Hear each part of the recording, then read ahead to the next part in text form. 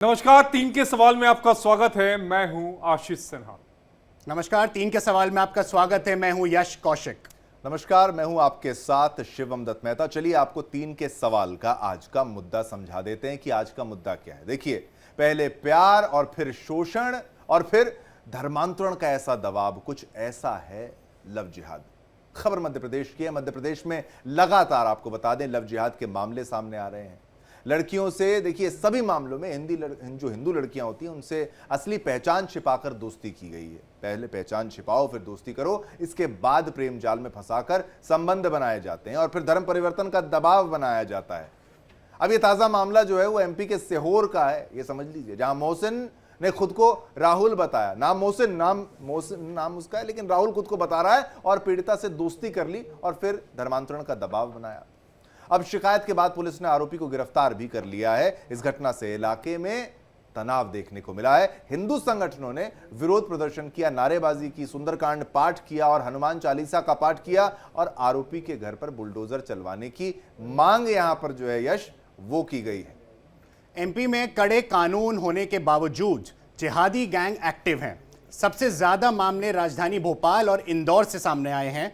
इंदौर में 74 मामले, भोपाल में 33 मामले। ये दोनों शहर राज्य के कुल लव जिहाद मामलों का 40% हिस्सा है। अगर सरकारी आंकड़े की एक बार उन पर नजर बनाएं तो 5 साल में प्रदेश में लव जिहाद के 285 मामले दर्ज किए गए हैं। इनमें 72 पीड़िता नाबालिग हैं और 170 के आसपास मामले अभी अदालतों में लंबित हैं। मध्य प्रदेश में भी धोखेधड़ी से धर्मांतरण करना जुर्म है। 10 साल की सजा और 1 लाख तक का जुर्माना है।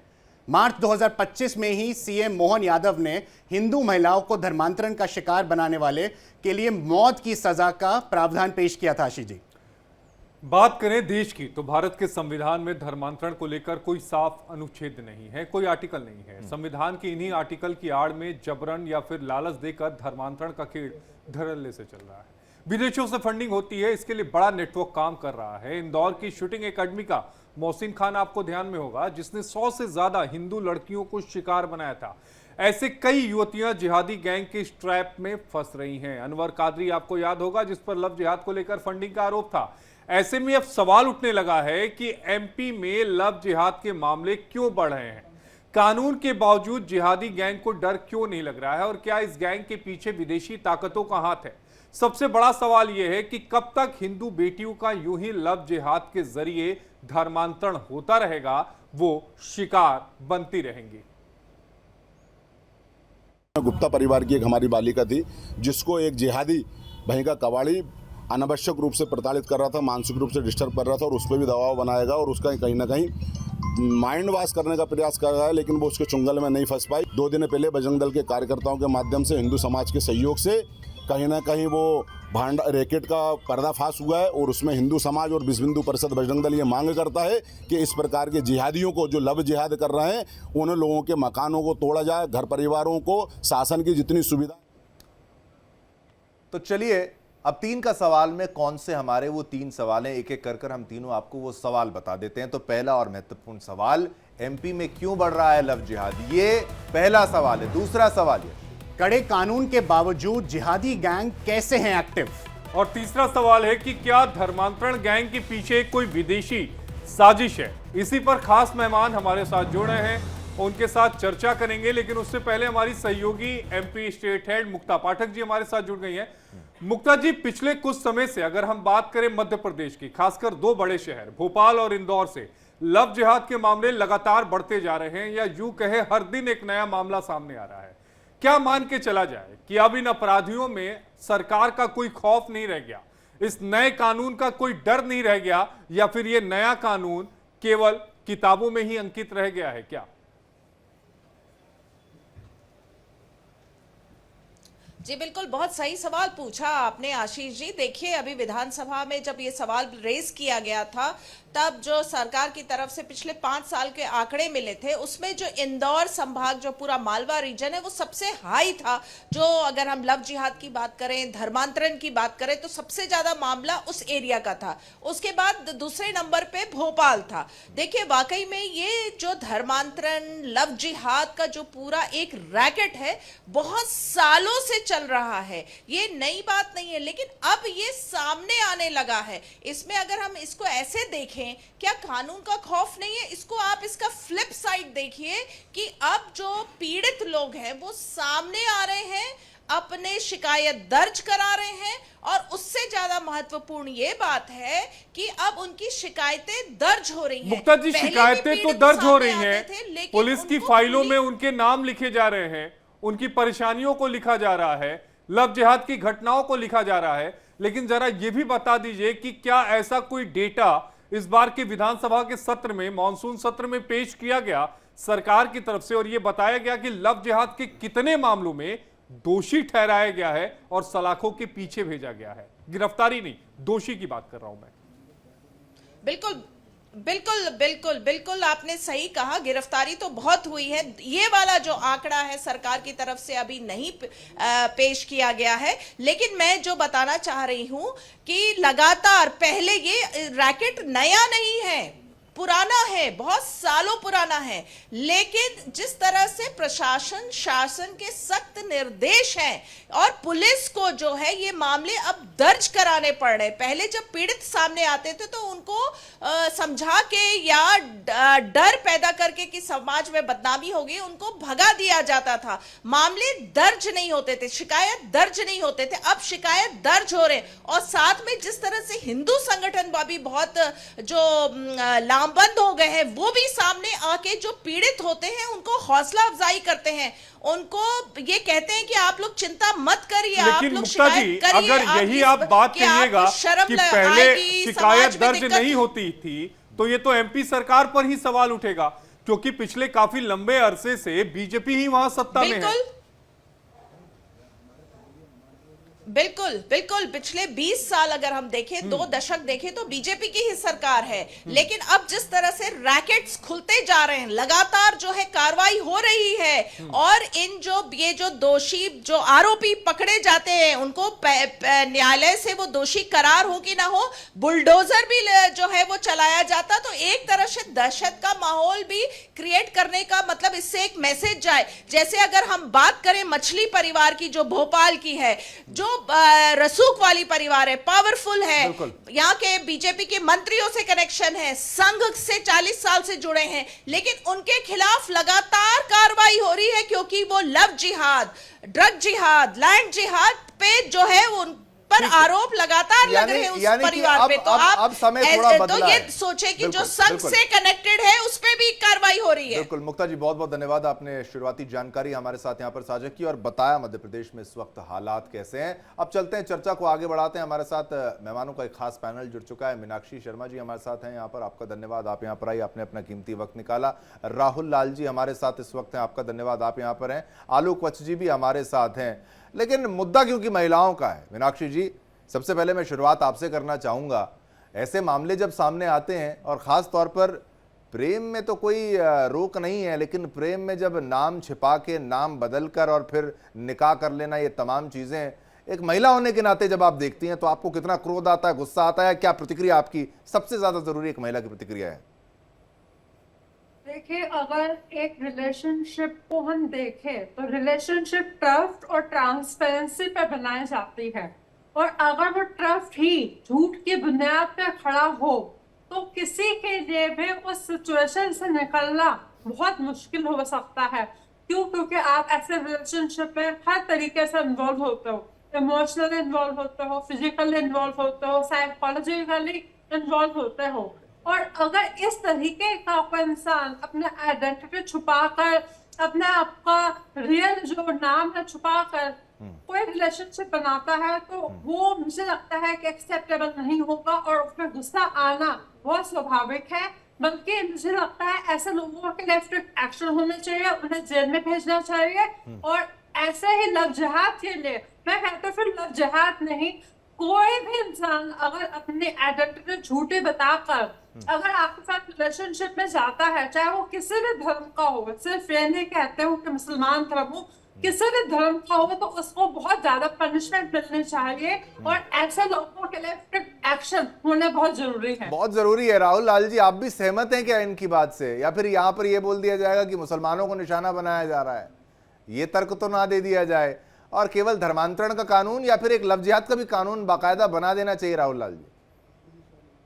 मैं तो लव जिहाद शब्द को मैं पूर्णतः असंवैधानिक मानता हूँ। ठीक है, भारतीय न्यायपालिका में कई जगह चर्चा हो गई है इस शब्द की, लेकिन लव जिहाद और देखिए ये कितना एक गलत का कॉन्सेप्ट बनाया गया है। देखिए अभी यहाँ पे बिल्कुल सही कहा पूर्व वक्ता ने कि अगर कोई भी गलत जानकारी देता है, चाहे वो हिंदू मुस्लिम कोई भी हो, क्या हिंदुओं में हम लोगों ने मैं एक थोड़ा सा एक कॉन्सेप्ट आपको बता दूं कि जिहाद शब्द का इस्तेमाल के बारे में बोला जाता है, एक आतंकवादी संगठन है, उसका नाम है इस्लामिक जिहाद। मैं थोड़ा सा हेल्प होगा उससे। ठीक है, मैं तो कह रहा हूं कि सबसे पहले तो जिहाद का आतंकवाद के मामलों में प्रयोग करना, और जो इस्लाम जिस जिहाद की बात कर रहा है, दोनों एक जमीन आसमान के अंतर वाली स्थिति। दूसरी चीज, यहाँ पे सीधे सीधे लव जिहाद, आप देखिए दो शब्द प्रयोग होते हैं, लव जिहाद और घर वापसी।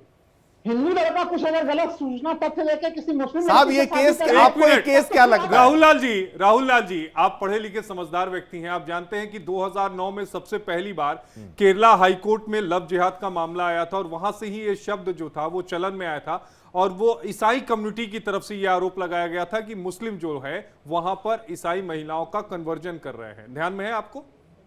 नहीं, बिल्कुल, मैंने इसलिए शुरुआत में कहा कि न्यायपालिका में कुछ इन शब्दों का प्रयोग हुआ है, लेकिन फिर भी मैं मानता हूं कि ये शब्द गलत है। अब ये बता दीजिए, अगर कोई हिंदू लड़का हिंदू लड़की को गलत सूचना देकर शादी करता है, क्या उसको हम लोग सही बोलेंगे? राहुल लाल जी, अगर आप लव जिहाद का कानून, अगर आप लव जिहाद के कानून को देखेंगे तो उसमें कहीं भी धर्म मेंशन नहीं है। उसमें साफ तौर पर लिखा गया है कि दबाव डालकर, रिश्वत डालकर, डराकर, धमकाकर, पहचान छिपाकर अगर कन्वर्जन कराया जाता है तो वो उसमें आता है। राहुल लाल जी प्लीज। देखिए वो तो मजबूरी है ना, वहां पे धर्म। अरे राहुल लाल जी, अभी आप ही के मुताबिक सब कुछ मैंने बता दिया, फिर आप कह रहे हैं मजबूरी है। अभी आप उस पर आ रहे थे, दूसरी बात पर आ रहे थे। आशीष जी, मैं उसी की व्याख्या कर रहा हूं। अगर उस कानून में धर्म से संबंधित तथ्यों को डाल देगा तो कानून सुप्रीम कोर्ट। अरे तो भाई सबके लिए है ना। अभी आप कह रहे थे कि केवल मुस्लिम, मैं वही आपको एलिब्रेट करके बता रहा हूं कि लव जिहाद का कानून क्या कहता है। मैं उसी की व्याख्या कर रहा हूं। आशीष जी, वो कानून कुछ भी कह रहा हो, लेकिन भारतीय जनता पार्टी और उनका तमाम तंत्र उसका प्रयोग मुस्लिमों के प्रति घृणा फैलाने के लिए ही करता है। भाई जहां से कन्वर्जन होगा वहीं से होगा, लेकिन घृणा फैलाने की बात नहीं है। सवाल यह भी है राहुल लाल जी कि उस कम्युनिटी से बड़े धार्मिक स्कॉलर बाहर क्यों नहीं आते?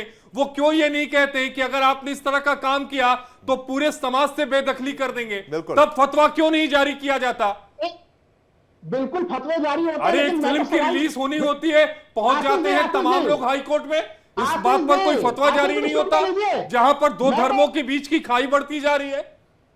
अच्छा ये बताइए, आप लोग खुद ही अपने रिपोर्ट में बता रहे हैं कि ये घटनाएं कहां घट रही है। इंदौर में घट रही है, भोपाल में घट रही है। ये मानसिकता है, ये रिपोर्ट हो रही है।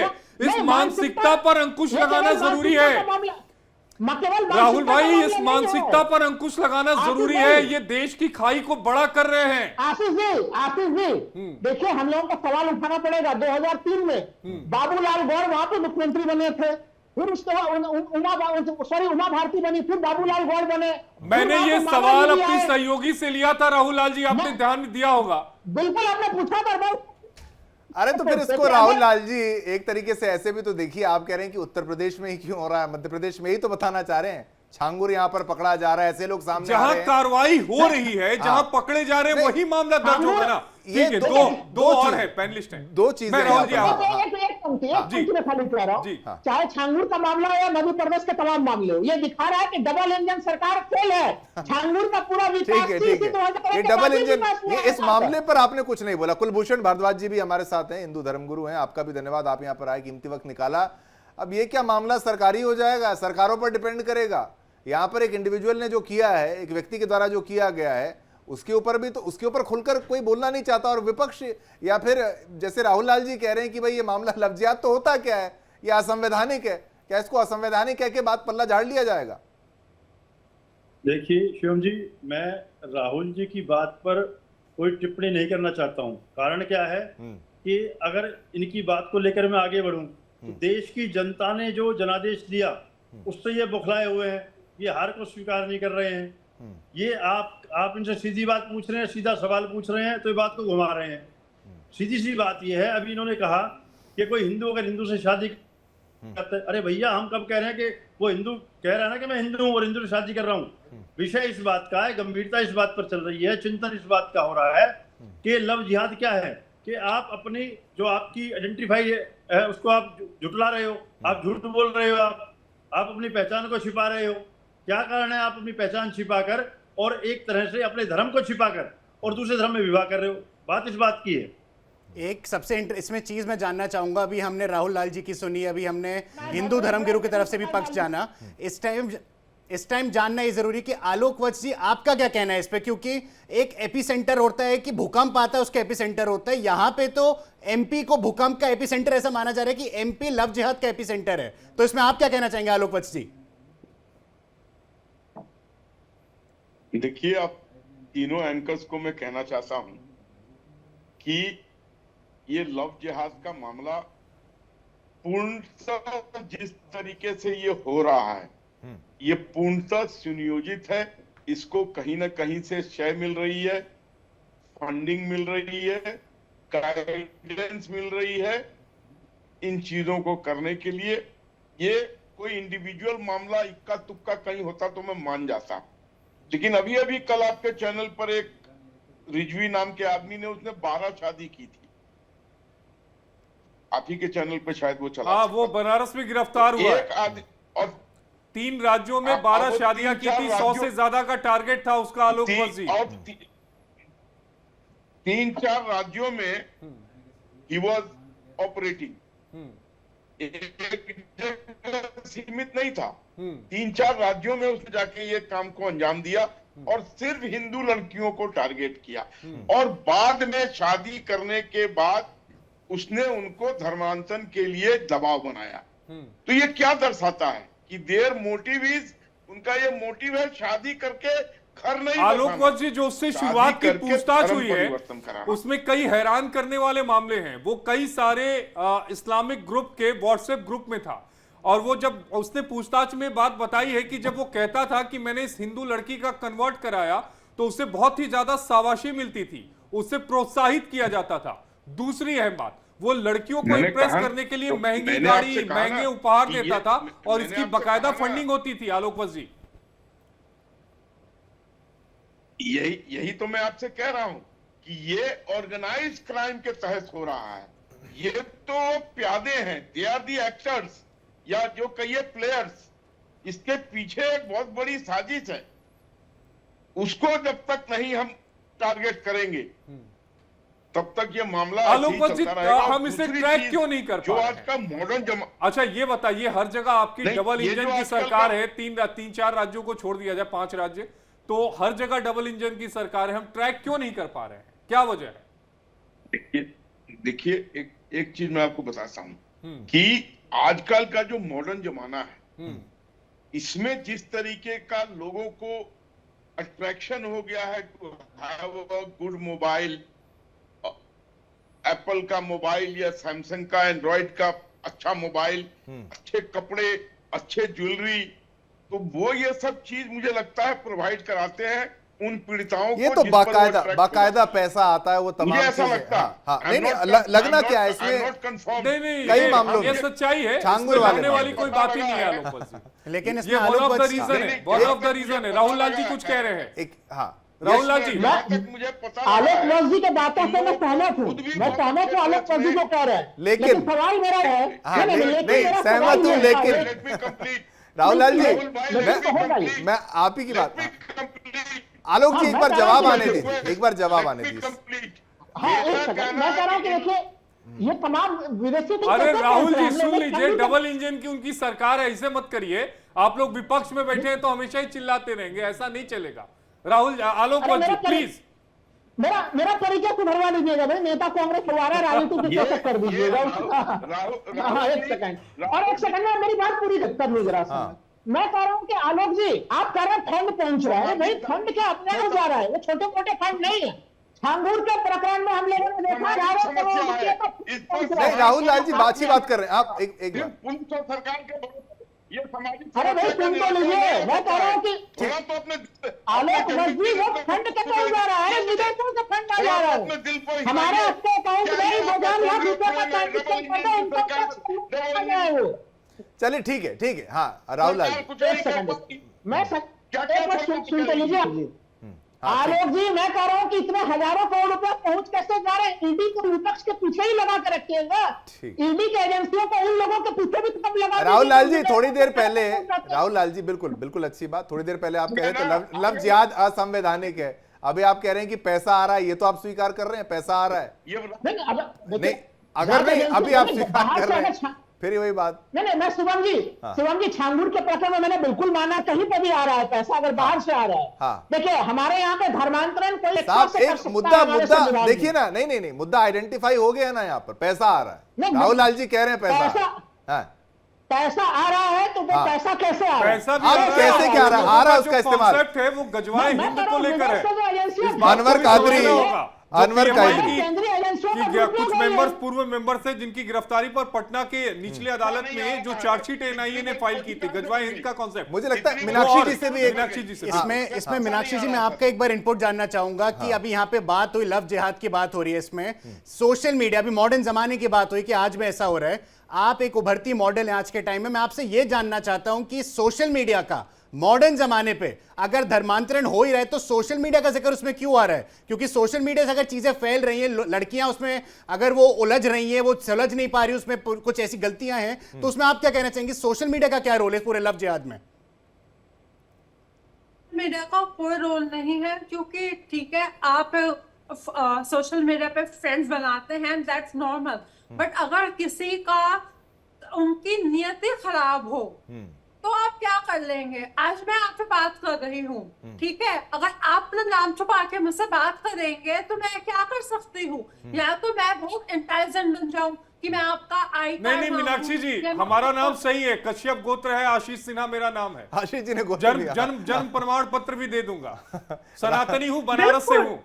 मेरा परिचय मैं यही कहना चाहूंगी कि सोशल मीडिया पे अगर आप फ्रेंड्स बना रहे हैं तो अगर आपको लगता है तो आप उनका प्रमाण पत्र, मीनाक्षी जी, एक बड़ा इंपॉर्टेंट पॉइंट आलोक जी ने भी यहाँ पर कहा कि भाई पैसा, ज्वेलरी, वो तमाम शोबाजी, वो मोटरसाइकिलें, और वो पूरा पैटर्न होता है बाकायदा। अगर फंडिंग आएगी, भाई ये तुम लो इतने पैसे और तुम्हें करना है उसका फलां का धर्मांतरण, और ये जो टारगेट बता रहे थे आशीष जी, बता रहे थे 100 का टारगेट है, ये जब लड़की को जाल में फंसाया जा रहा है, लेकिन लड़की होने के नाते, एक महिला होने के नाते आप लड़कियों को समझाइए ना, ये बताइए कि भाई ये जो पैसा, ये क्षणिक जो लाभ नजर में आ रहा है, कितना खतरनाक है मीनाक्षी जी?